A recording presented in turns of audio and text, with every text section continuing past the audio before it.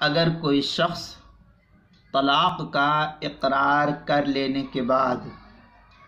پھر وہ طلاق کا منکر ہو جائے تو اس صورت میں ایسے شخص کا شرعی حکم کیا ہے؟ جواب: اگر کوئی کسی شخص نے بیوی کو طلاق دی تھی اور طلاق دینے کے بعد اس طلاق کا اقرار بھی لوگوں کے سامنے کیا تھا کہ میں نے اپنی بیوی کو طلاق دیا، لیکن پھر بعد میں وہ اپنے اس طلاق سے منکر ہو گیا اور وہ بعد میں یہ کہتا ہے کہ میں نے بیوی کو کوئی طلاق نہیں دی ہے، تو فقہا یہ لکھتے ہیں کہ اس کی طلاق کا اقرار اس صورت میں معتبر ہوگا کہ معتبر گواہ اگر اس کے اقرار طلاق پر شہادت دے دے، جس وقت اس نے اقرار کیا تھا کہ ہاں میں نے بیوی کو طلاق دیا، اس وقت کی گواہی کوئی معتبر شخص دے دے کہ ہاں اس نے میرے سامنے اقرار طلاق کا کیا تھا، اس کے اقرار طلاق پر جب یہ معتبر آدمی گواہی دے تو اس صورت میں اس کی طلاق شرعی اعتبار سے ثابت ہو جائے گی اور اس کا انکار شرعی اعتبار سے معتبر نہیں شمار ہوگا۔ اس کا اب یہ انکار کرنا کہ میں جو ہے یہ اسی طریقے سے کہتا ہوں، اس کا کوئی اعتبار نہیں ہوگا۔ جب معتبر آدمی نے اس کی گواہی دے دی ہے تب اس کی طلاق ثابت ہو جائے گی۔ جتنے کا اقرار کیا، 1 2 3 جتنے کا اقرار کیا اور معتبر آدمی نے اس کی جتنے کی اقرار کی گواہی دی، اتنی طلاق اس کی شرعی اعتبار سے مان لی جائے گی اور اس آدمی کا انکار معتبر نہیں ہوگا۔ اس مسئلے کو مستفاد کیا گیا ہے فتاوی دارالعلوم دیوبند کی 9ویں جلد صفحہ نمبر 209 سے، اور اسی طریقے سے ہدایہ وغیرہ، شامیہ اور مجموع الانہر، بحر الرائق،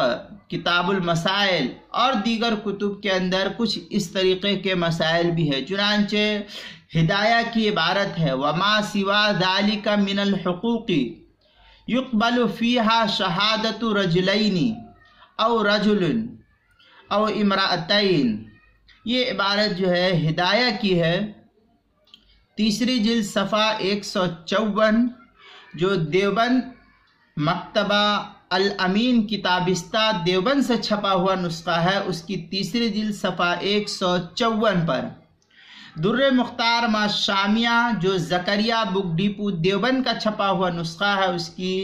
8ویں جلد صفحہ نمبر 178 پر اس کو نقل کیا گیا ہے۔ اسی طریقے سے جو کراچی اور بیروت دارالفکر بیروت کا چھپا ہوا نسخہ ہے، اس کی 5ویں جلد 465 صفحے پر بھی اس کو نقل کیا گیا ہے۔ اسی طریقے سے مجموع الانہر، اس کی 3 جلد صفحہ 261 پر جو مکتبہ فقیہ الامت دیوبند کا چھپا ہوا نسخہ ہے۔ البحر الرائق جو پرانا سرکی روڈ کوئٹہ کا چھپا ہوا نسخہ ہے، اس کی 7ویں جلد صفحہ 62 پر بھی اس کو نقل کیا گیا ہے۔ اسی طریقے سے کتاب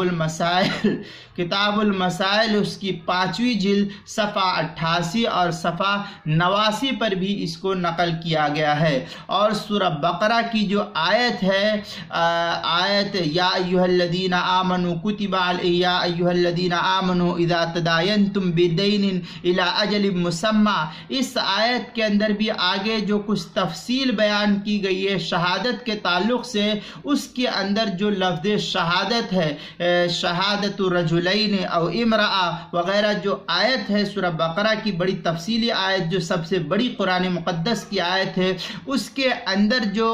جو معتبر آدمی کی گواہی کے سلسلے میں کہا گیا ہے، اس گواہی کا اقرار اگر یہاں بھی اس طریقے سے ثابت ہو جائے تو پھر اس طریقے سے اس معتبر آدمی کی گواہی کے ثبوت کو مان کر کے اس کی بیوی پر شرعی اعتبار سے طلاق کا حکم نافذ کیا جائے گا، اور اس آدمی کے طلاق کے انکار کا کوئی اعتبار نہیں ہوگا۔ تفصیل دیکھنی ہے تو مذکورہ بالا کتب کو دیکھیں، جس کی میں نے تفصیل بیان کی ہے۔ اردو کتاب کے اندر فتاوی دارالعلوم دیوبند اور کتاب المسائل 5ویں جلد صفحہ 88 اور صفحہ 89 وغیرہ پر بھی کتاب فتاوی دارالعلوم دیوبند کی 9ویں جلد صفحہ 206 پر بھی اس کی تفصیل ہے، جس کو وہاں سے مستفاد کیا گیا ہے۔ باقی تفصیل اگر دیکھنی ہے شہادت کے تعلق سے تو پھر معارف القرآن کی 1 جلد کا مطالعہ کرے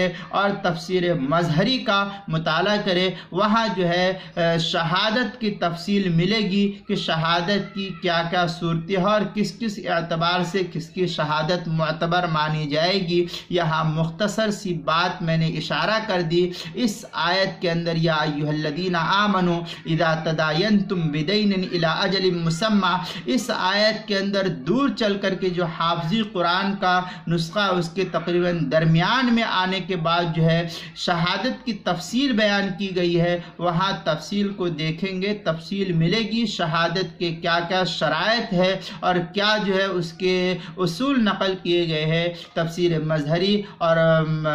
معارف القرآن جو حضرت مفتی شفیع صاحب رحمۃ اللہ علیہ کی ہے، اس کتابوں کے اندر تفسیر کی کتابوں میں دیکھیں گے، وہاں تفصیل ملے گی شہادت کی۔